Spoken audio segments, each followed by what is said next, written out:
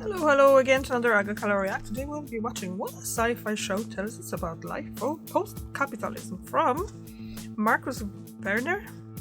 And just jump into it because obviously this is something that... I just finished watching the Orville for the third time.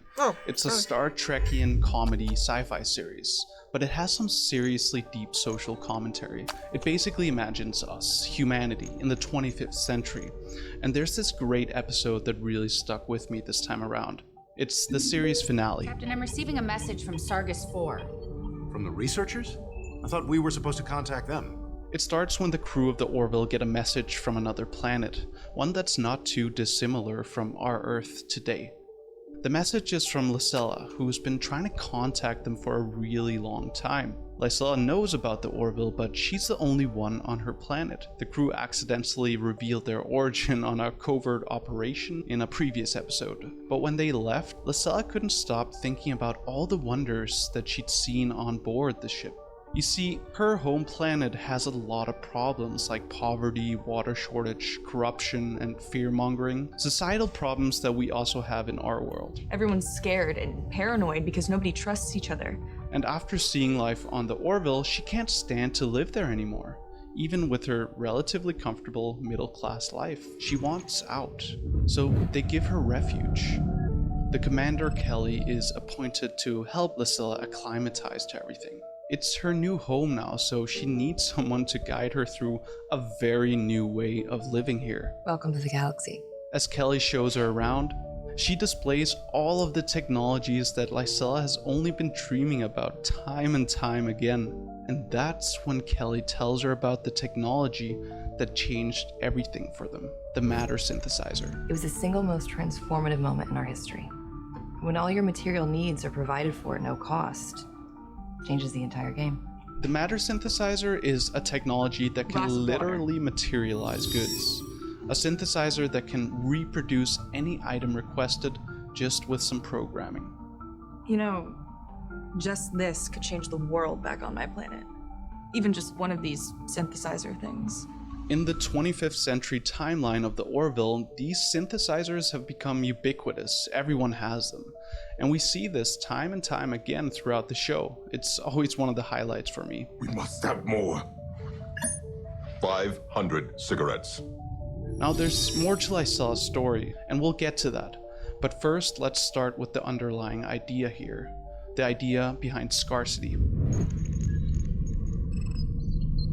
When I watched this scene, I couldn't help but think that the show is giving us a thought experiment. What happens when a society moves beyond scarcity? This has been a central topic of debate actually pretty much since the Industrial Revolution, but scholars, particularly Marxists, have long argued that technology has the potential to help us move beyond a paradigm where scarcity is manufactured. The problem, they point out, is that capitalism thrives on scarcity. For example, instead of letting the common resources we have like land or water or even information now, instead of letting it be accessible to everyone, our current system rewards enclosing these resources, privatizing them. Think of water, for example. It's abundant and essential, so it should really be free.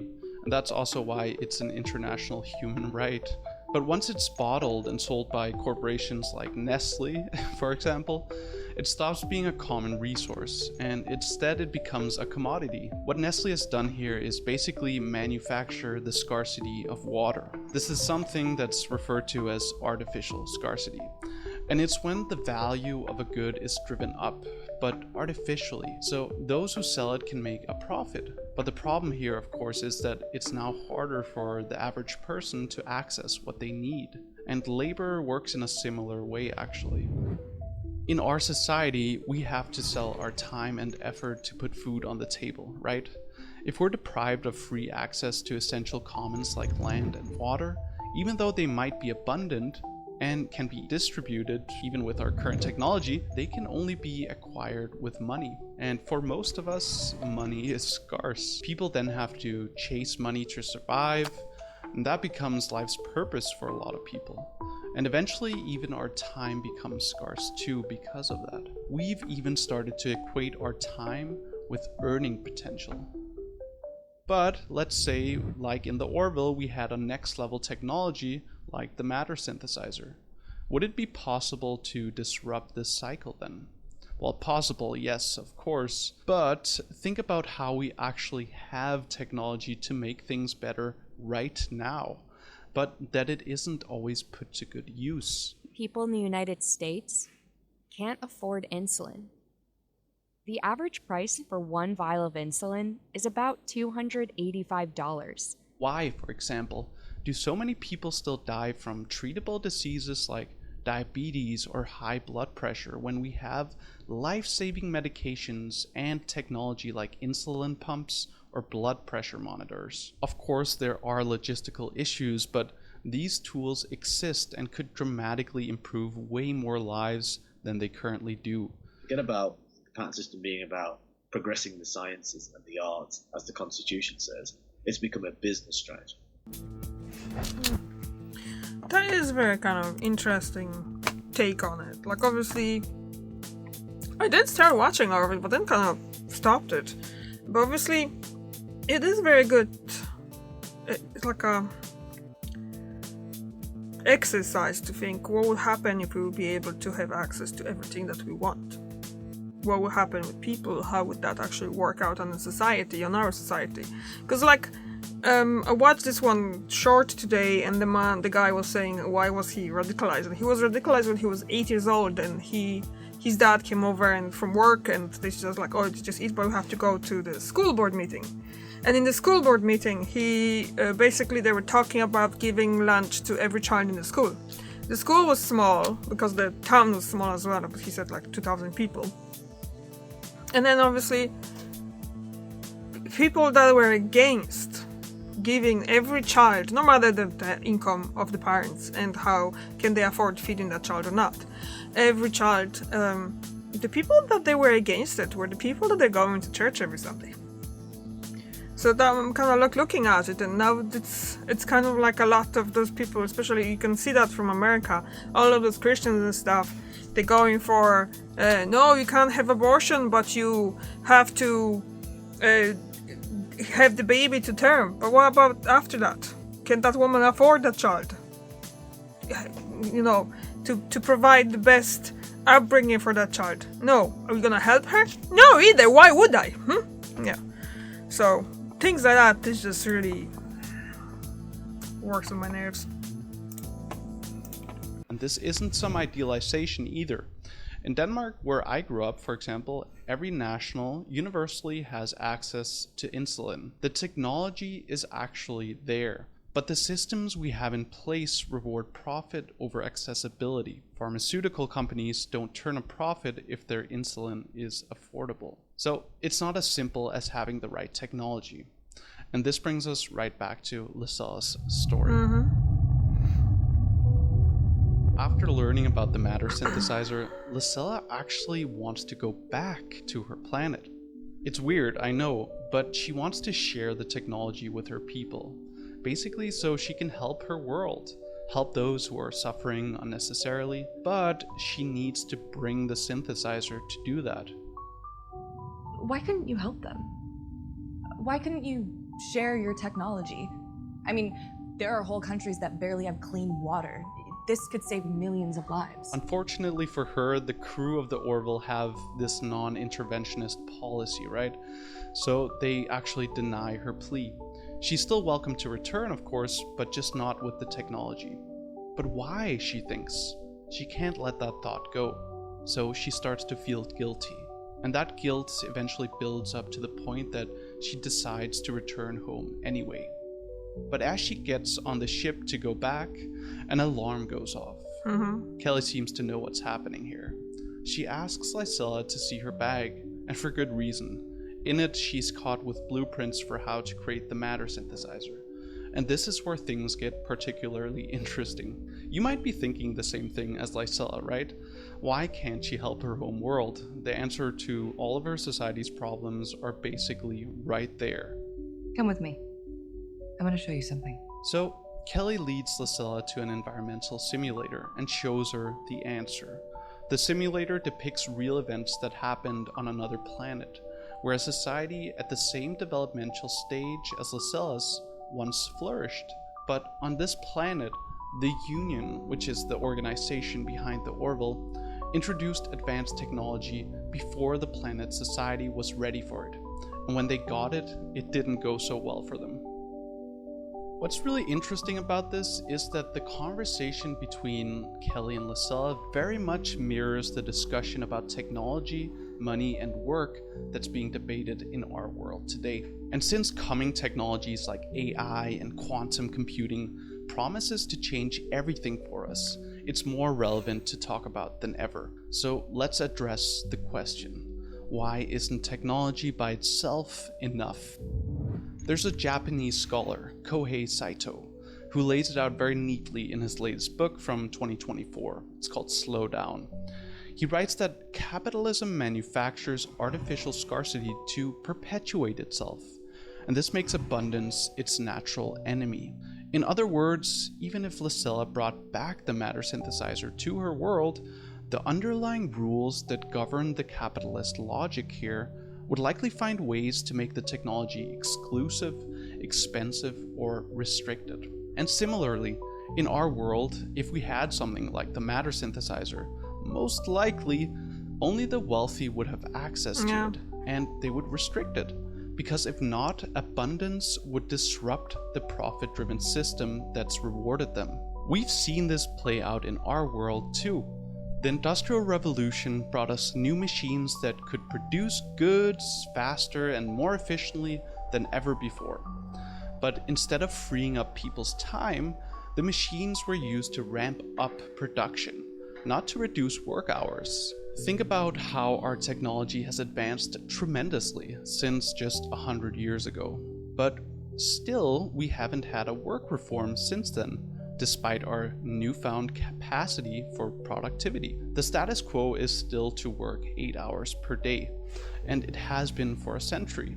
Sure, there's talk about a 4-day work week, but that's been due for centuries now. Okay, but maybe we need to think a bit differently about the matter synthesizer, because this isn't just some productivity booster, it's basically the ultimate technology.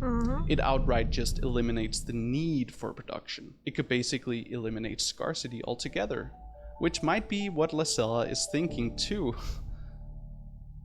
But let's be honest, if we got the synthesizer in our world today, do you really think that the most powerful and wealthy people in charge of producing this technology would give up their relative privilege and status so that everyone could access it? Hopefully, yeah, but realistically, probably no. Billionaires already have way more money than they need, and at this point, it's just a number on a screen for them. But they still all seem to dedicate their lives to earning even more money despite the consequences.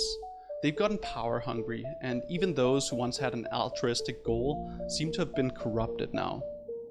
If we developed this technology right now, it would probably be locked behind paywalls or controlled by corporations. And not just to keep profits flowing, but to ensure that profit itself still remains the dominant logic of our society. Because if everyone basically, can get... so that capitalism survives. Exactly. This is the reality that the crew on the Orville want to avoid, and that's why they don't intervene in Lacella's home planet. Without systemic change beforehand, even groundbreaking technology could become just another tool for maintaining inequality. Nation-states fought each other. Wars broke out everywhere, because they all wanted to use the advancements for personal gain and for political dominance.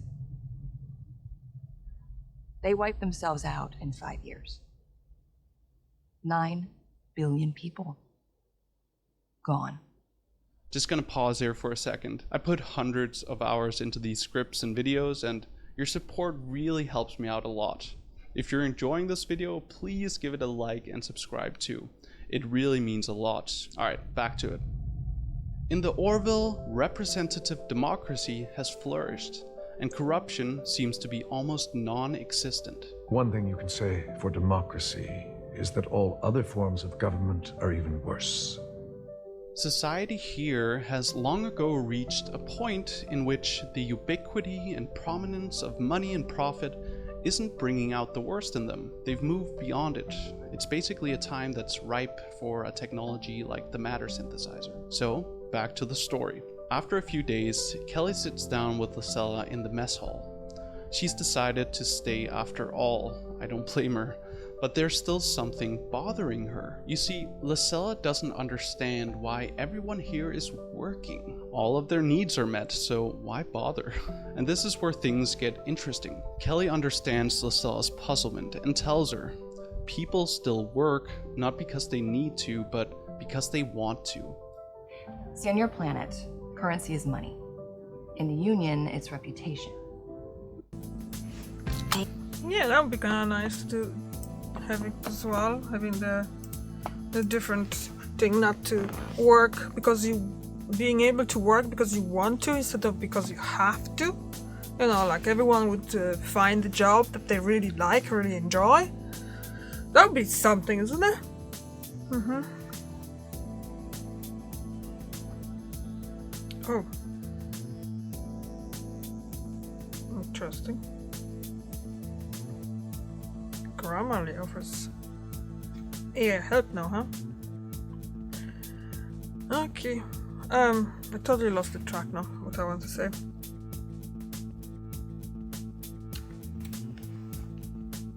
Daredevil is coming to the Disney.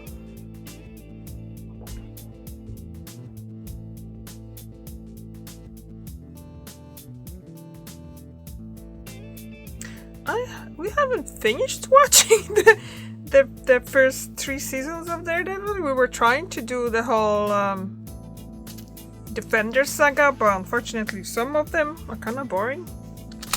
So I don't know when if we're gonna go to actually watch, not go, but just watch Daredevil. If you do something, anything that benefits our society, and you work hard at it, you're rich. And that could be anything. Now, there are moments in the show where the characters seem to be tired and overworked. So what's the difference really from our world, where we have to work anyway? Well, it really comes down to motivation. Working because you have to versus working because you want to. Having the matter synthesizer as a safety net has allowed the people on the Orville to work on whatever they want. Not just some job they drag themselves to every day to put food on the table, but something they want to get out of bed to do. And this is another great question that the show raises. How would our lives even look in a post-capitalist society where all of our needs are met? Well, even though we have our material needs met, we might still want to work. Not toil, but work. For the crew, it's really not about earning a paycheck, right? It's about finding a purpose in what they do. And it makes sense. Any happiness or longevity study that I've looked at shows that meaningful work is usually a top 3 factor when it comes to being happy. And on top of that, it's also about being a good person, which is motivated here by earning a reputation. Without scarcity and pressure from a money-driven society, people can be good, helpful people. The economist Yanis Varoufakis talks about this distinction. He separates commodity labor, which is the time and skills that we sell for wages, from experiential labor, which is more like the passion, creativity, and effort we put into work that truly matters to us.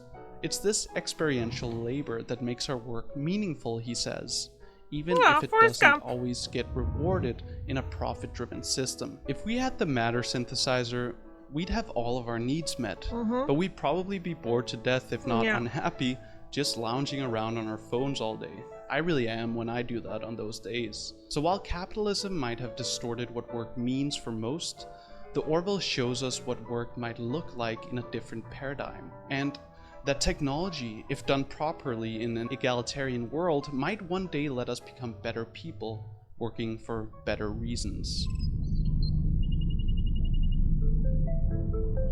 Now you might be thinking, the Orville shows us a great fantasy, but it is just that, a fantasy, a fiction.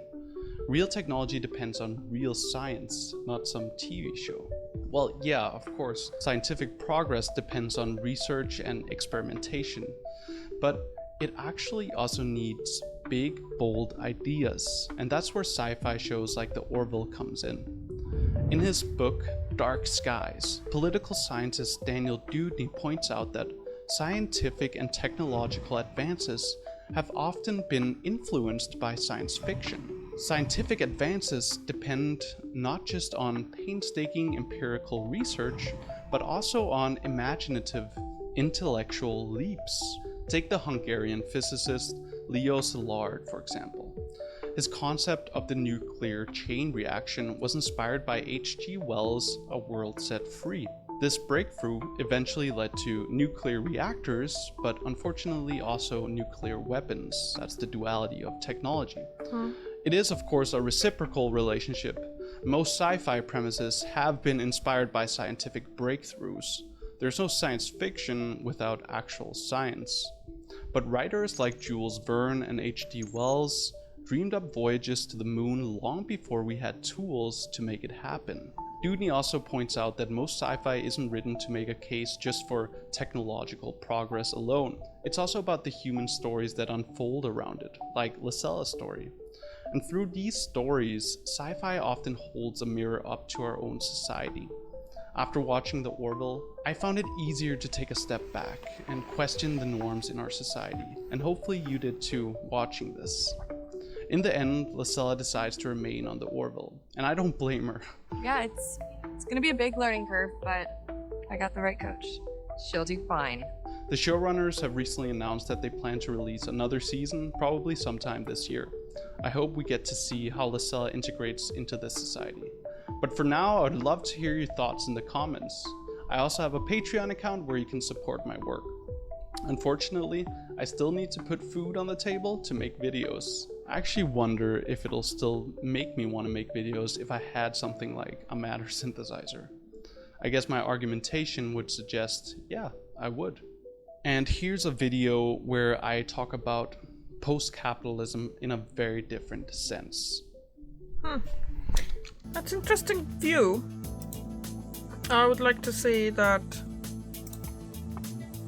I probably for a few weeks, if I had the matter synthesizer and everything, all of my needs would be met, I probably for a few weeks would be just doing whatever I want around the house. Do this, do that.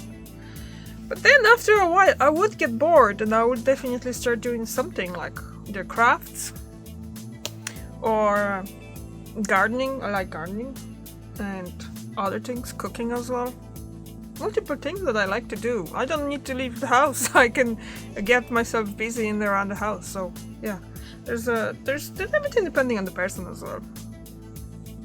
So what would you do if you get the matter synthesizer? Would you keep working? Or would you try to... I probably would try to do other things as well to just find out what I really, really like. Alright. Thank you very much for watching. I'll see you tomorrow. Bye!